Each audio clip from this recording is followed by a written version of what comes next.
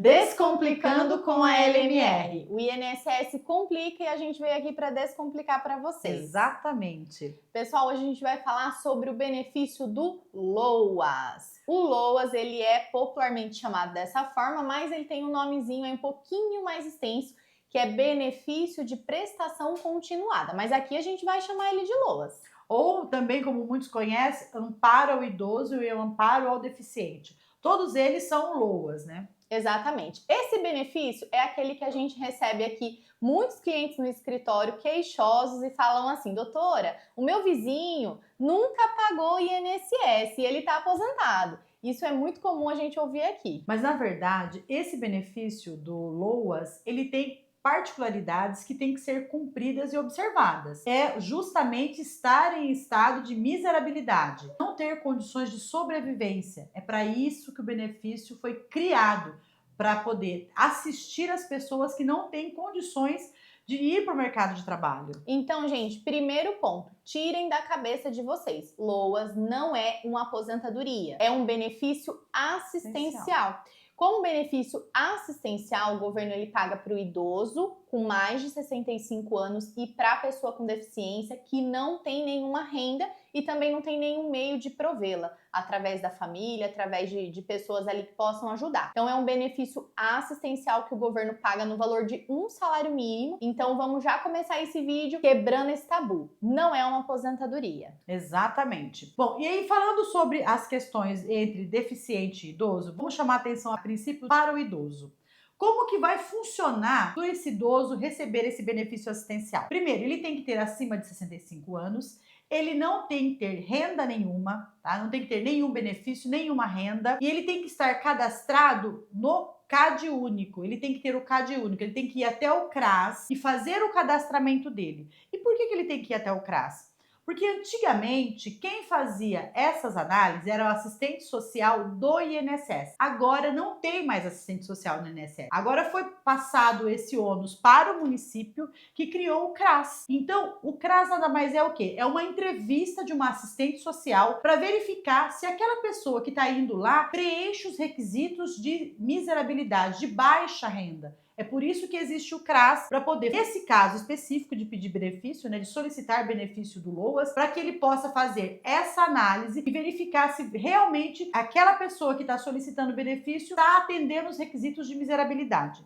O que é importante, gente, o cadastro no CAD único ele tem que ser atualizado a cada 2 anos, religiosamente. Porque se vocês não fizerem isso, o benefício ele pode até ser cortado. Esse cadastro, ele indica quem mora com você, quanto cada membro da família ganha. Hoje o INSS ele unificou vários sistemas e dentre eles o LOAS hoje vem sendo analisado através desse cadastro do CRAS justamente para poder compatibilizar a renda de quem mora com você, se realmente você faz jus ao benefício e tem direito a continuar mantendo esse benefício. Doutora, você falou uma coisa, agora eu lembrei de dar um alerta para vocês. Não adianta ir lá no CRAS falar que mora sozinho e a família inteira mora junto. Por quê? A assistente social do CRAS, ela tá preparada para analisar documentos. Aí você chega lá com uma conta de energia elétrica, aonde demonstra que mora 5, 6 pessoas naquele núcleo familiar, vocês com certeza vão ter o benefício indeferido. O CRAS, ele não vai negar ou dar o benefício, não é isso. Vocês vão lá para passar por essa análise social. Você pode até ter o CAD único emitido pelo CRAS,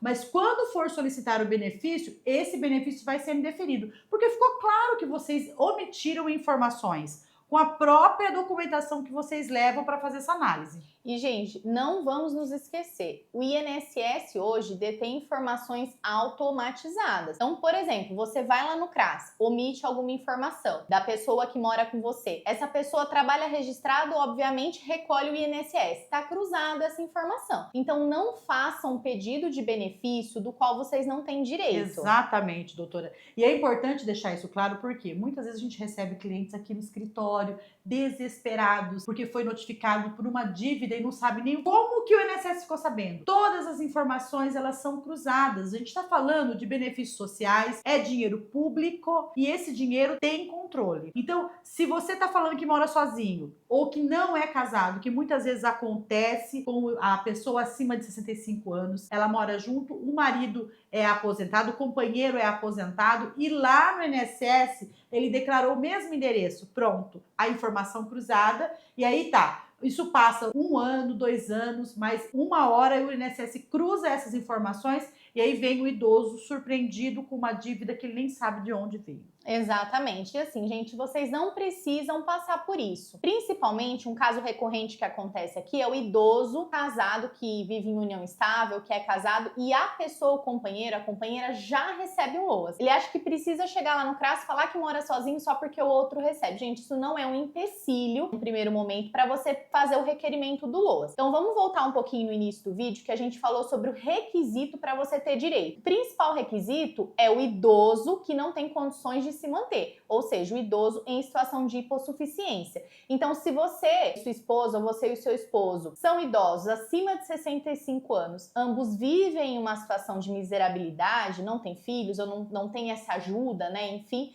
vocês têm ambos direito ao LOAS, ou seja, é isso mesmo, o casal recebe o benefício, 2 benefícios, um cada um. É possível a gente fazer dessa forma, mas trazendo as informações reais da situação. Olha, minha esposa recebe, porém a gente tem medicamentos e uma série de gastos que a gente sabe que acontece aí no dia a dia de cada um, principalmente para os idosos, né? Então é possível você manter os 2 benefícios sim no caso do casal de idosos. Exatamente. E aí, falando a respeito do LOAS para o deficiente, é a mesma analogia que a doutora citou aqui também para a pessoa portadora de deficiência, tá? Não é o fato dela estar numa residência onde tem uma outra pessoa que recebe o benefício que ela não tem direito a esse benefício. Muitas vezes o gasto com esse deficiente, ele é grande.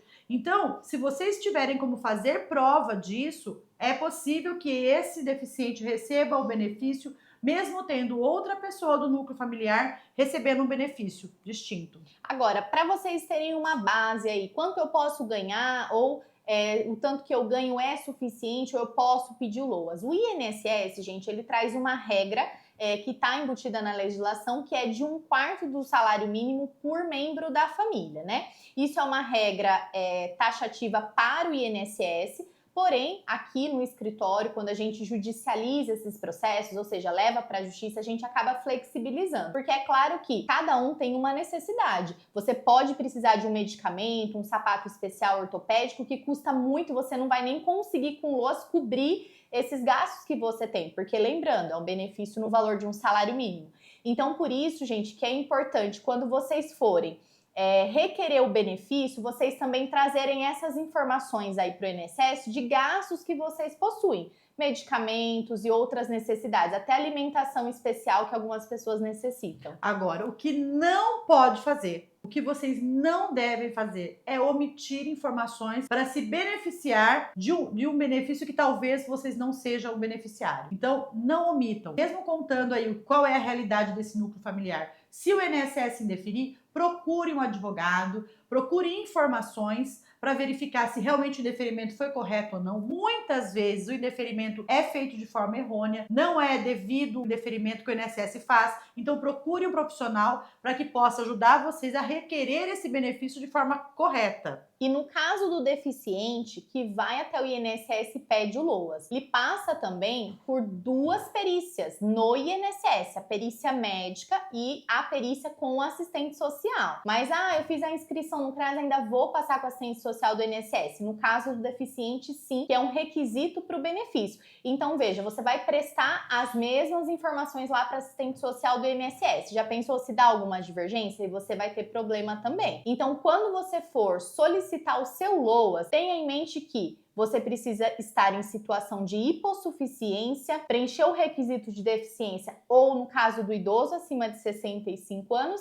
E se você tiver direito, você não vai ter nenhum problema. E a cada 2 anos, então, fazer a atualização do cadastro no CRAS, porque isso também pode ter o benefício suspenso. Gostou dessas informações? Ajudamos vocês? Descomplicamos a vida de vocês? Então, se a gente conseguiu descomplicar a vida de vocês, manda um like pra gente aqui, comenta, indica esse vídeo para quem está precisando do assunto, porque afinal a gente está aqui justamente para poder descomplicar. E se você gostou desse conteúdo, gente, ative o sininho, porque toda semana a gente vai postar aqui para vocês no nosso canal, Descomplicando com a LMR.